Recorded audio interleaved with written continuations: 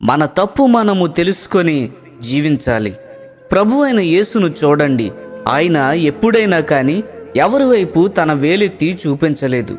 ఇతరులు చేసిన పాపము నిమిత్తము నిందను తానే స్వీకరించాడు.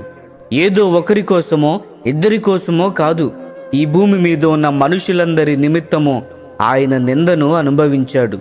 కానీ నిజానికి అవి ఆయన చేసిన పాపములు కాదు.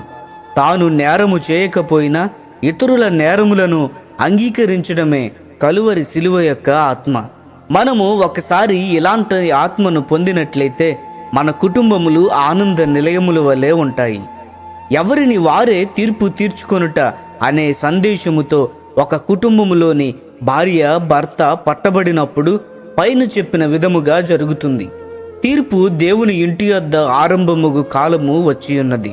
1 పేతురు 4:17 గమనించండి. మీ గృహమును గురించి దేవుని గృహముగా ఎలా మార్చుకోవచ్చో ఈ వచనము ఎంతో స్పష్టముగా తెలియజేస్తుంది. నిన్ను నీవు తీర్పు తీర్చుకుంటూ ఇతరుల వైపు వేలెత్తి చూపనట్లయితే ఖచ్చితంగా మీ గృహము దేవుని గృహముగా మారుతుంది. అవును, నీవు ఆదాము వలె వేలెత్తి చూపకుండా ఆ విధముగా చెప్పినట్లయితే, ప్రభువా, ఈ పరిస్థితిలో ఖచ్చితముగా నా తప్పు కూడా ఉంది. ఎందుకంటే నేను దేవుణ్ణి కాదు. నేను ఇంకా ప్రభు అయిన యేసుక్రీస్తు వలె మారలేదు. 99% నా భాగస్వామి తప్పు ఉంది, 1% నా తప్పు ఉంది.